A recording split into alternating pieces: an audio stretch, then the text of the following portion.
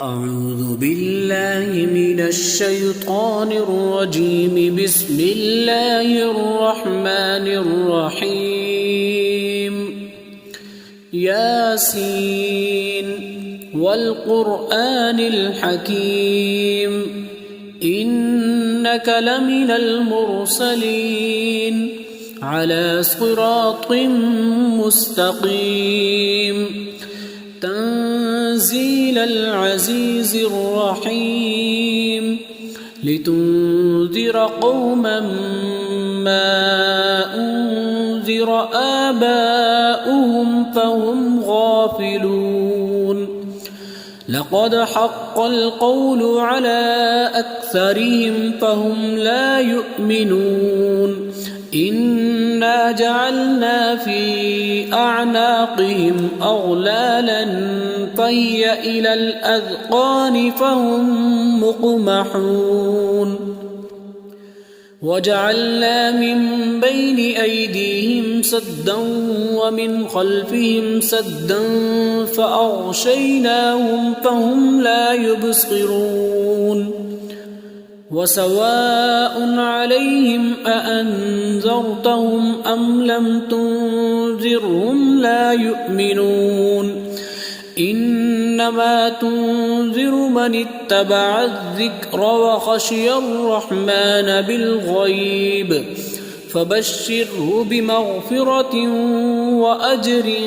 كريم. إنا نحن نحيي الموتى ونكتب ما قدموا وآثارهم وكل شيء أحصيناه في إمام مبين. واضرب لهم مثلا أصحاب القرية إذ جاءها المرسلون إذ أرسلنا إليهم اثنين فكذبوهما فعززنا بثالث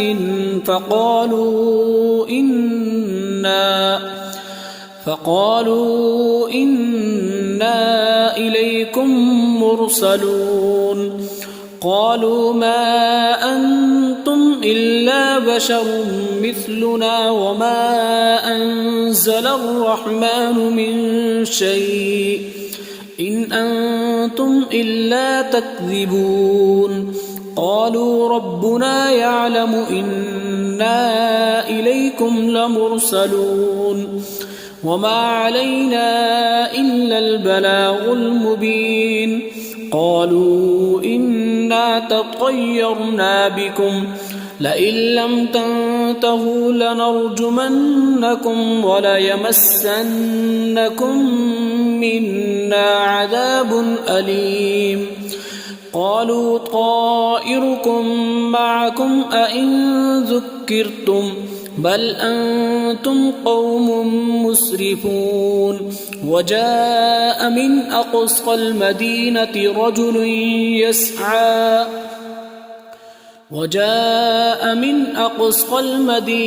رجل يسعى قال يا قوم اتبعوا المرسلين اتبعوا من لا يسألكم أجرا وهم مهتدون. وما لي لا أعبد الذي فطرني وإليه ترجعون. أأتخذ من دونه آلهة إن يردني الرحمن بضر لا تغن عني شفاعتهم شيئا ولا ينقذون. إني إذا لفي ضلال مبين. إني آمنت بربكم فاسمعون. قيل ادخل الجنة قال يا ليت قومي يعلمون بما غفر لي ربي وجعلني من المكرمين. وما أنزلنا على قومه من بعده من جند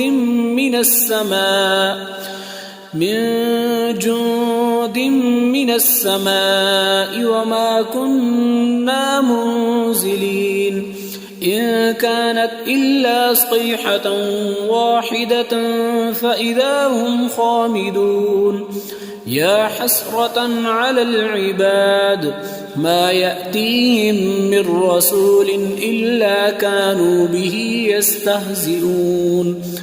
ألم يروا كم أهلكنا قبلهم من القرون أنهم إليهم لا يرجعون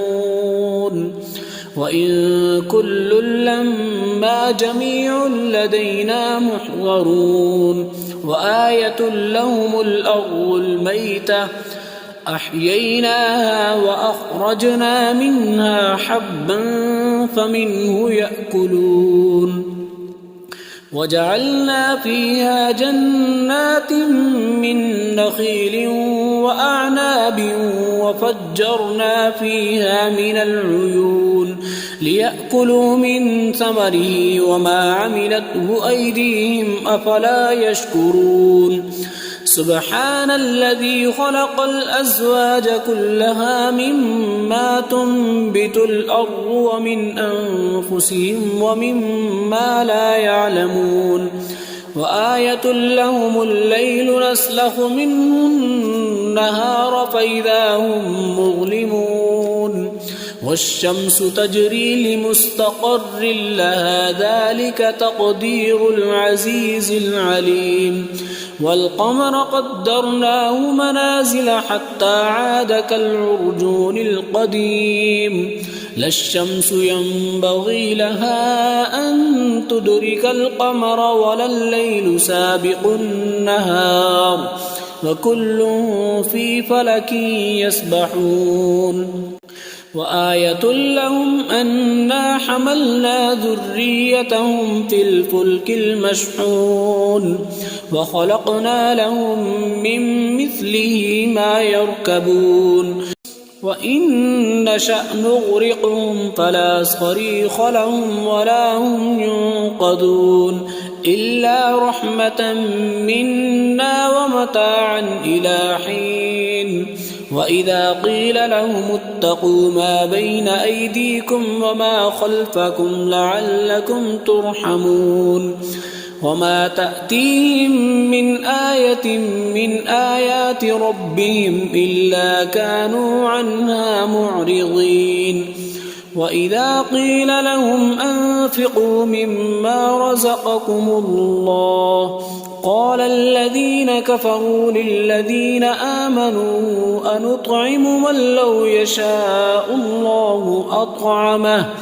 إن أنتم إلا في ضلال مبين ويقولون متى هذا الوعد إن كنتم صادقين ما ينظرون إلا صيحة واحدة تأخذهم وهم يخصمون فلا يستطيعون توصية ولا إلى أهلهم يرجعون ونفخ في الصور فإذا هم من الأجداث إلى ربهم ينسلون قالوا يا ويلنا من بعثنا من مرقدنا هذا ما وعد الرحمن وصدق المرسلون إن كانت إلا صيحة واحدة فإذا هم جميع لدينا محضرون فاليوم لا تظلم نفس شيئا ولا تجزون إلا ما كنتم تعملون إن أصحاب الجنة اليوم في شغل فاكهون هم وأزواجهم في ظلال على الأرائك متكئون لهم فيها فاكهة ولهم ما يدعون سلام قولا من رب رحيم وامتازوا اليوم أيها المجرمون ألم أعهد إليكم يا بني آدم ألا تعبدوا الشيطان إنه لكم عدو مبين وأن اعبدوني هذا صراط مستقيم ولقد أضل منكم جبلا كثيرا أفلم تكونوا تعقلون هذه جهنم التي كنتم توعدون اصلوها اليوم بما كنتم تكفرون اليوم نختم على أفواههم وتكلمنا أيديهم وتشهد أرجلهم بما كانوا يكسبون ولو نشاء لطمسنا على أعينهم فاستبقوا الصراط فأنى يبصرون ولو نشاء لمسخناهم على مكانتهم فما استطاعوا مضيا ولا يرجعون ومن نعمره ننكسه في الخلق أفلا يعقلون وما علمناه الشعر وما ينبغي له إن هو إلا ذكر وقرآن مبين لينذر من كان حيا ويحق القول على الكافرين أولم يروا أنا خلقنا لهم مما عملت أيدينا أنعاما فهم لها مالكون وذللناها لهم فمنها ركوبهم ومنها يأكلون ولهم فيها منافع ومشارب أفلا يشكرون واتخذوا من دون الله آلهة لعلهم ينصرون لا يستطيعون نصرهم وهم لهم جند محضرون فلا يحزنك قولهم إنا نعلم ما يسرون وما يعلنون أولم ير الإنسان أنا خلقناه من نطفة فإذا هو خصيم مبين وضرب لنا مثلا ونسي خلقه قال من يحيي العظام وهي رميم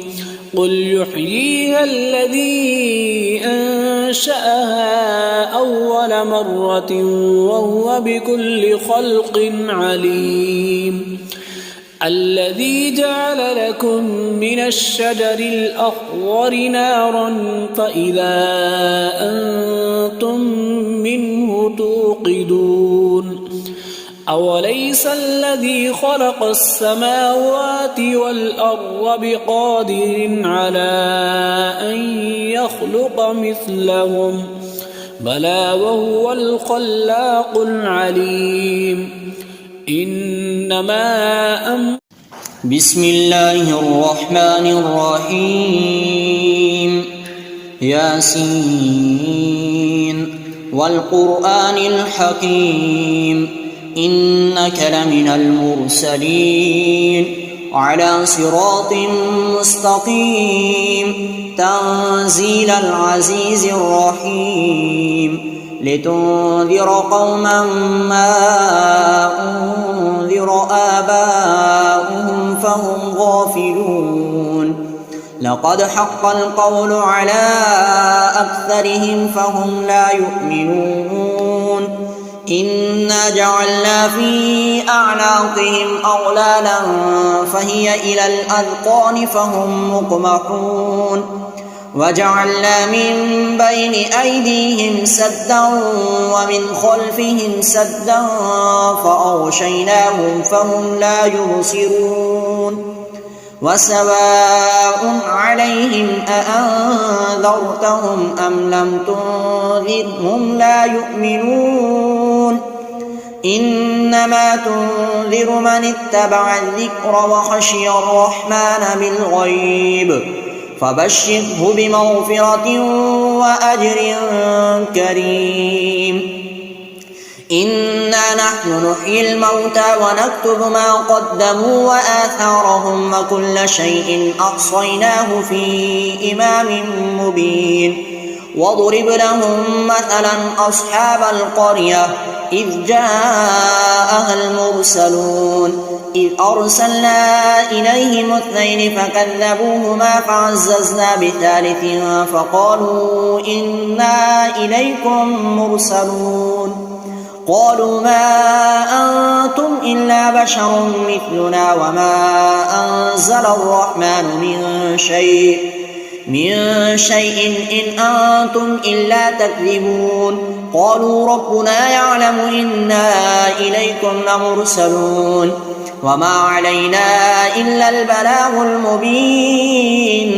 قالوا إنا تطيرنا بكم لئن لم تنتهوا لنرجمنكم وليمسنكم منا عذاب أليم قالوا طائركم معكم أئن ذكرتم بل أنتم قوم مسرفون وجاء من أقصى المدينة رجل يسعى قال يا قوم اتبعوا المرسلين اتبعوا من لا يسألكم أجرا وهم مهتدون وما لي لا أعبد الذي فطرني وإليه ترجعون أأتخذ من دونه آلهة إن يردني الرحمن بضر لا تغن عني شفاعتهم شيئا ولا ينقذون إني إذا لفي ضلال مبين إني آمنت بربكم فاسمعون قيل ادخل الجنة قال يا ليت قومي يعلمون بما غفر لي ربي وجعلني من المكرمين وما أنزلنا على قومه من بعده من جند من السماء وما كنا منزلين إن كانت إلا صيحة واحدة فإذا هم خامدون يا حسرة على العباد ما يأتيهم من رسول إلا كانوا به يستهزئون ألم يروا كم أهلكنا قبلهم من القرون أنهم إليهم لا يرجعون وإن كل لما جميع لدينا محضرون وآية لهم الأرض الميتة أحييناها وأخرجنا منها حبا فمنه يأكلون وجعلنا فيها جنات من نخيل وأعناب وفجرنا فيها من العيون ليأكلوا من ثمره وما عملته أيديهم أفلا يشكرون سبحان الذي خلق الأزواج كلها مما تنبت الأرض ومن أنفسهم ومما لا يعلمون وآية لهم الليل نسلخ منه النهار فإذا هم مظلمون والشمس تجري لمستقر لها ذلك تقدير العزيز العليم والقمر قدرناه منازل حتى عاد كالعرجون القديم لا الشمس ينبغي لها أن تدرك القمر ولا الليل سابق النهار وكل في فلك يسبحون وآية لهم أنا حملنا ذريتهم في الفلك المشحون وخلقنا لهم من مثله ما يركبون وإن نشأ نغرقهم فلا صريخ لهم ولا هم ينقذون إلا رحمة منا ومتاعا إلى حين وإذا قيل لهم اتقوا ما بين أيديكم وما خلفكم لعلكم ترحمون وما تأتيهم من آية من آيات ربهم إلا كانوا عنها معرضين وإذا قيل لهم أنفقوا مما رزقكم الله قال الذين كفروا للذين آمنوا أنطعم من لو يشاء الله أطعمه إن أنتم إلا في ضلال مبين ويقولون متى هذا الوعد إن كنتم صادقين ما ينظرون إلا صيحة واحدة تأخذهم وهم يخصمون فلا يستطيعون توصية ولا إلى أهلهم يرجعون ونفخ في الصور فإذا هم من الأجداث إلى ربهم ينسلون قالوا يا ويلنا من بعثنا من مرقدنا هذا ما وعد الرحمن وصدق المرسلون إن كانت إلا صيحة واحدة فإذا هم جميع لدينا محضرون فاليوم لا تظلم نفس شيئا ولا تجزون إلا ما كنتم تعملون إن أصحاب الجنة اليوم في شغل فاكهون هم وأزواجهم في ظلال على الأرائك متكئون لهم فيها فاكهة ولهم ما يدعون سلام قولا من رب رحيم وامتازوا اليوم أيها المجرمون ألم عهد إليكم يا بني آدم أن لا تعبدوا الشيطان إنه لكم عدو مبين وأن اعبدوني هذا صراط مستقيم ولقد أضل منكم جبلا كثيرا أفلم تكونوا تعقلون هذه جهنم التي كنتم توعدون اصلوها اليوم بما كنتم تكفرون اليوم نختم على أفواههم وتكلمنا أيديهم وتشهد أرجلهم بما كانوا يكسبون ولو نشاء لطمسنا على أعينهم فاستبقوا الصراط فأنى يبصرون ولو نشاء لمسخناهم على مكانتهم فما استطاعوا مضيا ولا يرجعون ومن نعمره ننكسه في الخلق أفلا يعقلون وما علمناه الشعر وما ينبغي له إن هو إلا ذكر وقرآن مبين لينذر من كان حيا ويحق القول على الكافرين أولم يروا أنا خلقنا لهم مما عملت أيدينا أنعاما فهم لها مالكون وذللناها لهم فمنها ركوبهم ومنها يأكلون ولهم فيها منافع ومشارب أفلا يشكرون واتخذوا من دون الله آلهة لعلهم ينصرون لا يستطيعون نصرهم وهم لهم جند محضرون فلا يحزنك قولهم إنا نعلم ما يسرون وما يعلنون أولم يرى الإنسان أنا خلقناه من نطفة فإذا هو خصيم مبين وضرب لنا مثلا ونسي خلقه قال من يحيي العظام وهي رميم قل يحييها الذي أنشأها أول مرة وهو بكل خلق عليم الذي جعل لكم من الشجر الأخضر نارا فإذا أنتم منه توقدون أوليس الذي خلق السماوات والأرض بقادر على أن يخلق مثلهم بلى وهو الخلاق العليم إنما أمره إذا أراد شيئا أن يقول له كن فيكون فسبحان الذي بيده ملكوت كل شيء وإليه ترجعون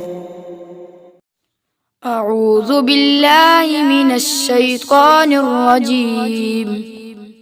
بسم الله الرحمن الرحيم الرحمن علم القرآن خلق الإنسان علمه البيان الشمس والقمر بحسبان والنجم والشجر يسجدان والسماء رفعها ووضع الميزان ألا تطغوا في الميزان وأقيموا الوزن بالقسط ولا تخسروا الميزان والأرض وضعها للأنام فيها فاكهة والنخل ذات الأكمام والحب ذو العصف والريحان فبأي آلاء ربكما تكذبان خلق الإنسان من صلصال كالفخار وخلق الجان من مارج من نار فبأي آلاء ربكما تكذبان رب المشرقين ورب المغربين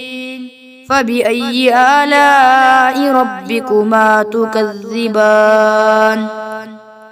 مرج البحرين يلتقيان بينهما برزخ لا يبغيان فبأي آلاء ربكما تكذبان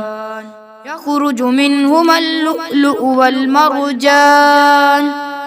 فبأي آلاء ربكما تكذبان وله الجوار المنشآت في البحر كالأعلام فبأي آلاء ربكما تكذبان كل من عليها فان ويبقى وجه ربك ذو الجلال والإكرام فبأي آلاء ربكما تكذبان يسأله من في السماوات والأرض كل يوم هو في شأن فبأي آلاء ربكما تكذبان سنفرغ لكم أيها الثقلان فبأي آلاء ربكما تكذبان يا معشر الجن والإنس إن استطعتم أن تنفذوا من أقطار السماوات والأرض فانفذوا لا تنفذون إلا بسلطان فبأي آلاء ربكما تكذبان يرسل عليكما شواظ من نار ونحاس فلا تنتصران فبأي آلاء ربكما تكذبان فإذا انشقت السماء فكانت وردة كالدهان فبأي آلاء ربكما تكذبان ويومئذ لا يسأل عن ذنبه إنس ولا جان فبأي آلاء ربكما تكذبان يعرف المجرمون بسيماهم فيؤخذ بالنواصي والأقدام فبأي آلاء ربكما تكذبان هذه جهنم التي يكذب بها المجرمون يطوفون بينها وبين حميم آن فبأي آلاء ربكما تكذبان ولمن خاف مقام ربه جنتان فبأي آلاء ربكما تكذبان ذواتا أفنان فبأي آلاء ربكما تكذبان فيهما عينان تجريان فبأي آلاء ربكما تكذبان فيهما من كل فاكهة زوجان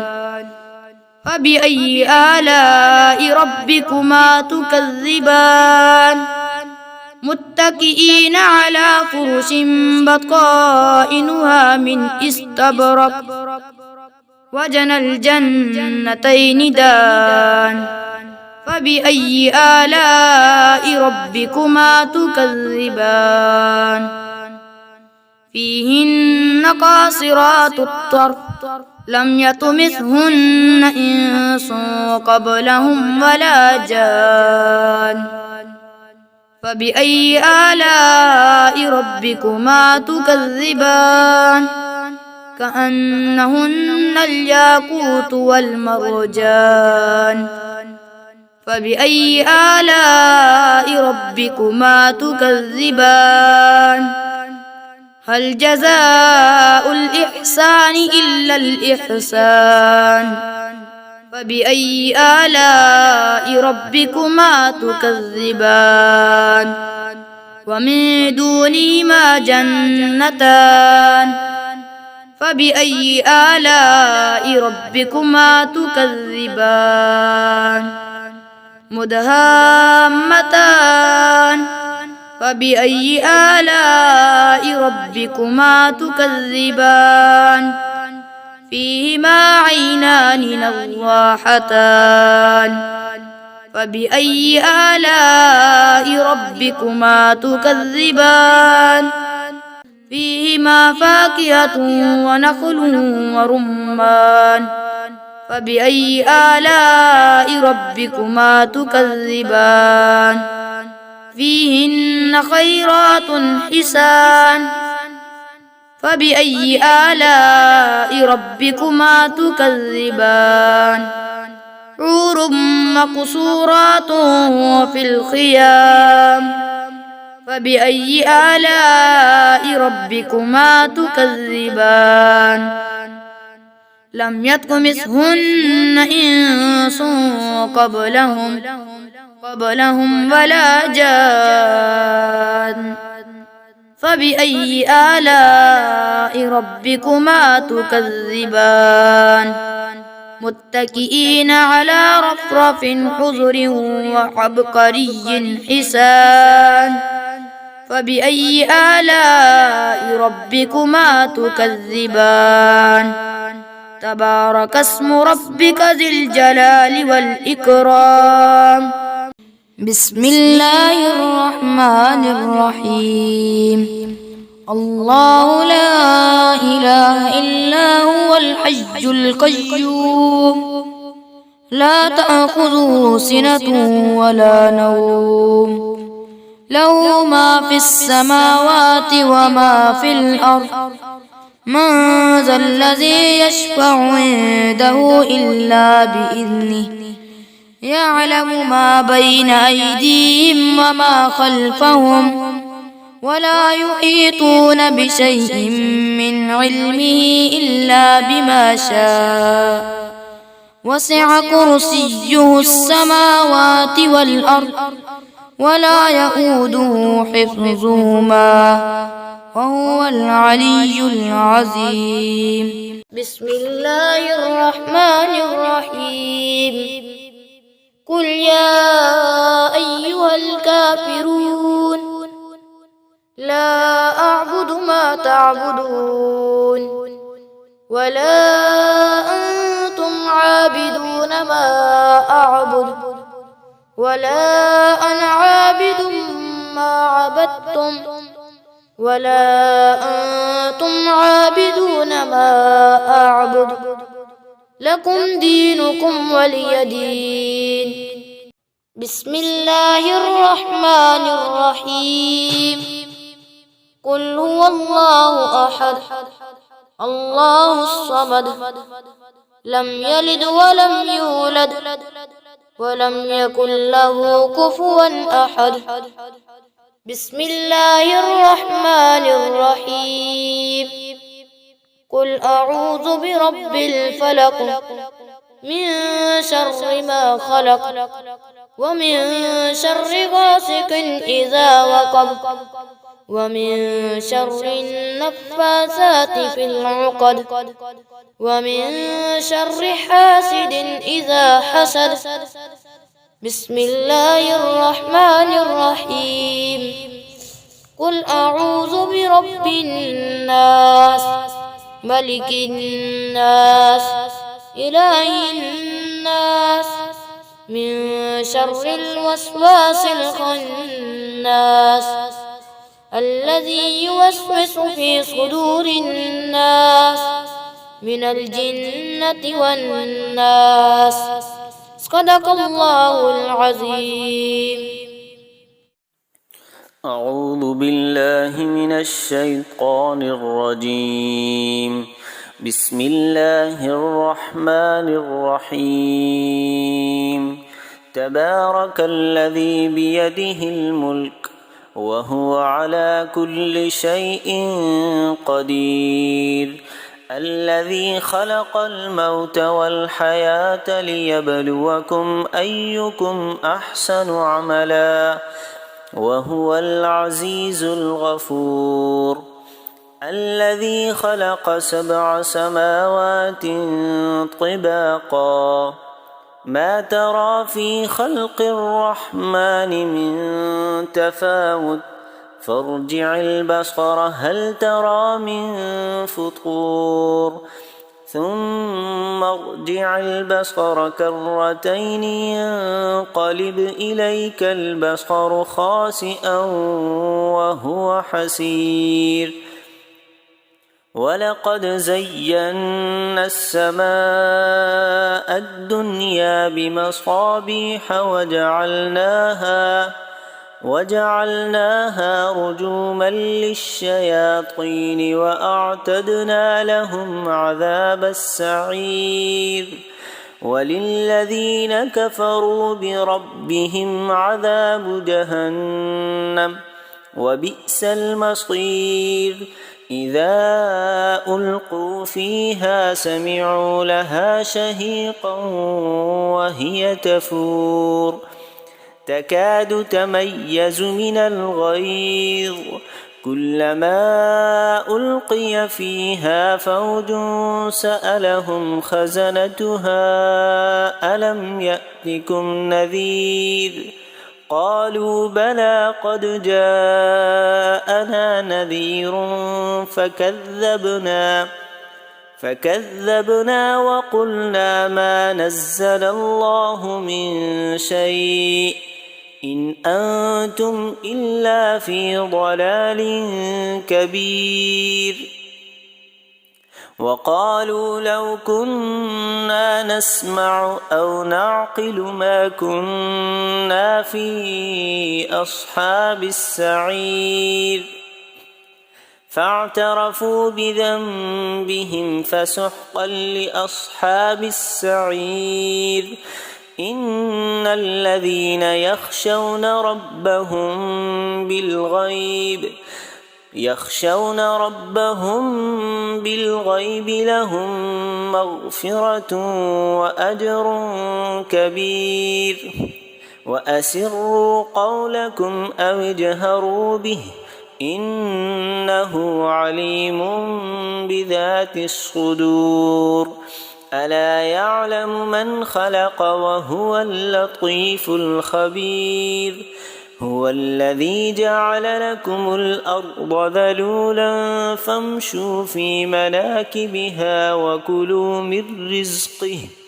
وإليه النشور أأمنتم من في السماء أن يخسف بكم الأرض فإذا هي تمور أم أمنتم من في السماء أن يرسل عليكم حاصبا فستعلمون كيف نذير ولقد كذب الذين من قبلهم فكيف كان نكير أولم يروا إلى الطير فوقهم صافات ويقبضن ما يمسكهن إلا الرحمن إنه بكل شيء بصير أمن هذا الذي هو جند لكم ينصركم من دون الرحمن إن الكافرون إلا في غرور أمن هذا الذي يرزقكم إن أمسك رزقه بل لجوا في عتو ونفور أفمن يمشي مكبا على وجهه أهدى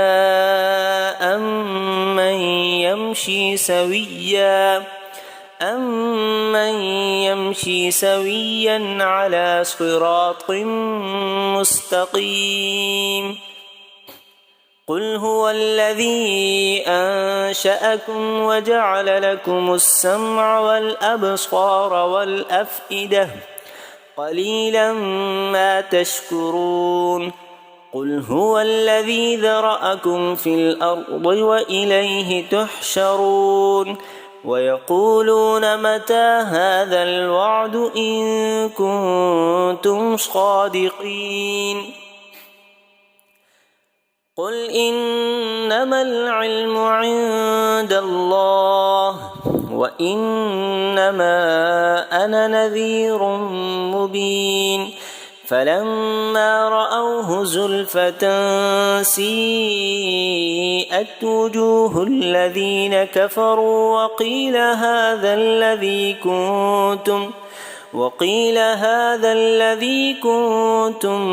به تدعون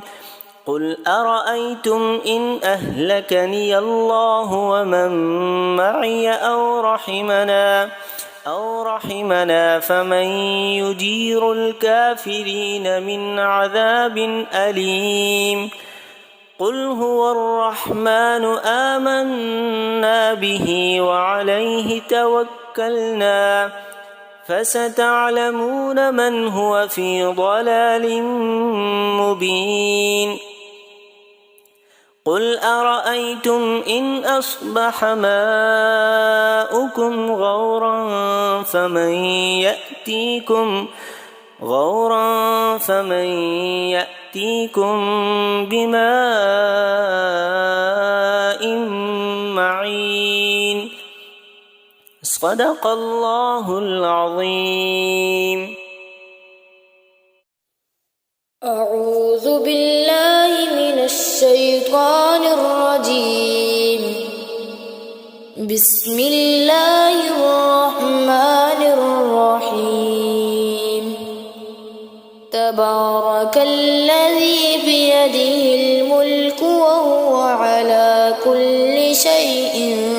قدير. الذي خلق الموت والحياة ليبلوكم أيكم أحسن عملا وهو العزيز الغفور. الذي خلق 7 سماوات طباقا ما ترى في خلق الرحمن من تفاوت فارجع البصر هل ترى من فطور ثم ارجع البصر كرتين ينقلب إليك البصر خاسئا وهو حسير. ولقد زينا السماء الدنيا بمصابيح وجعلناها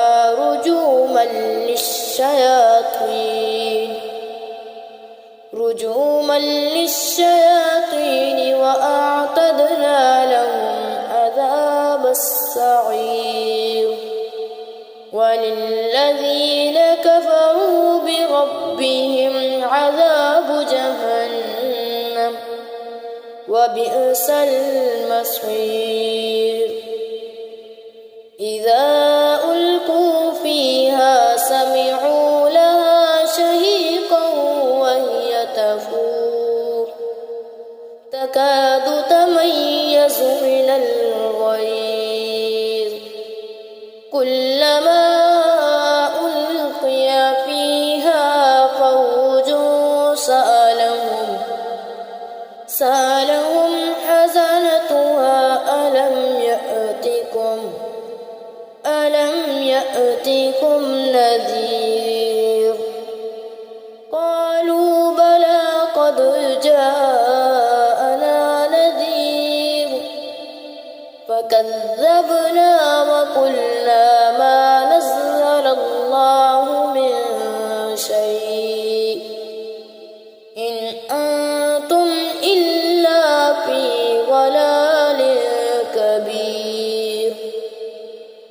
وقالوا لو كنا نسمع أو نعقل ما كنا في أصحاب السعير فاعترفوا بذنبهم فسحقا لأصحاب السعير إن الذين يخشون ربهم بالغيب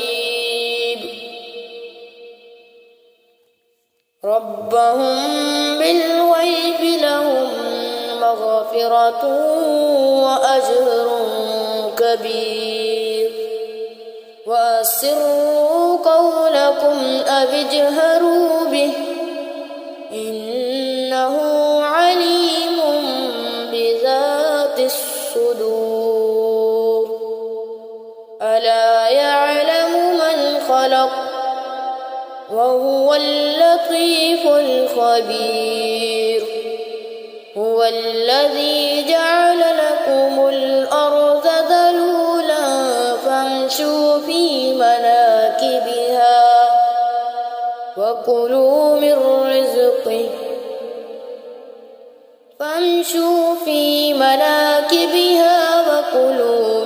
رزقه وإليه النشور أأمنتم من في السماء أن يخسف بكم الأرض فإذا هي تمور أم أمنتم من في السماء أن يرسل عليكم حاصبا فستعلمون كيف نذير ولقد كذب الذين من قبلهم فكيف كان نكير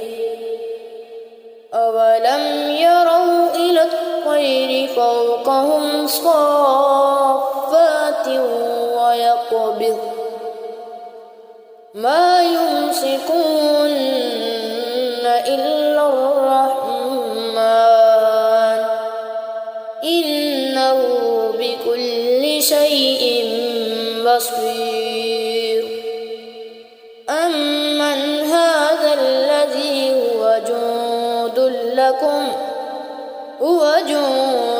لكم ينصركم من دون الرحمن إن الكافرون إلا في غرور أمن هذا الذي يرزقكم إن أمسك رزقه بل لجوا في عتو ونفور أفمن يمشي مكبا على وجهه أهدى أمن